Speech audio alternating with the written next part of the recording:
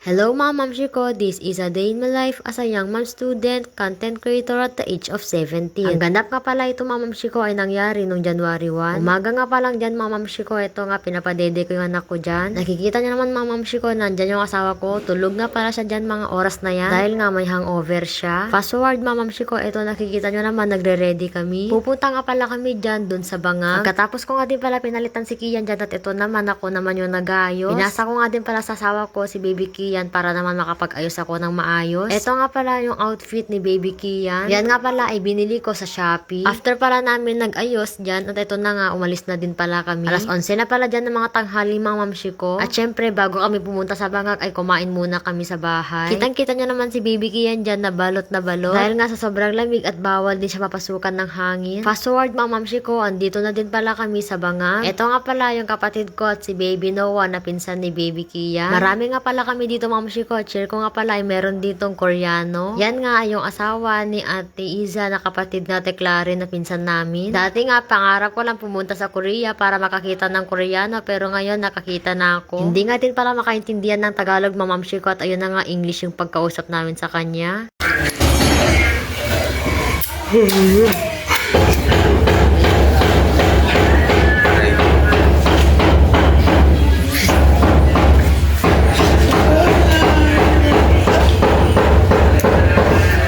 Umuwi na nga din pala yung Koreano mamshi ko dahil nga babalik na sila sa Manila at eto naman nagbabanting kami ng asawa ko habang tulog din yung anak namin. Napuyat kasi yung anak namin no New Year. Ito nga sa kalokohan namin ay kinuha namin yung flashlight nila tita. Nang akala mo naman ay ring light. Flex ko nga din pala yung tita ko maganda na merong watermelon. At ito naman pala yung kapatid ko ulit at si Nana at saka si Roslyn. Bagong panganak nga din pala yung mga mamshi. Nanganak pala siya nung December 24. Na isakto pa nga sa dispiras ng Pasko. Flex ko nga din pala yung mga pinsan ko na sobrang ingay at sobrang kukulit. At kitang-kita niya naman nandito na pala si Kian, gising na pala siya. Nangakala ko natulog pa siya pero pagpasok ko sa kwarto is gising na pala siya at nilalaro ng mga pinsan ko. At buti na lang hindi siya umiyak nung nagpipicture kami ng asawa ko. At ito naman si Ate Kia niya na sobrang iyakin. Nasa kanya ko kinuha yung pangalan ni Kian. Umuwi na nga din pala kami dyan dahil nga umiitim na naman yung kalangitan na baka kasi na kami ay maulanan. Hanggang dito na nga din pala yung video ko mga mamshi ko. Abangan nyo na lang ulit yung magiging vlog ko mga mamshi. Huwag sana kayong magsawang sumuporta sa amin. Goodbye mga mamshi ko!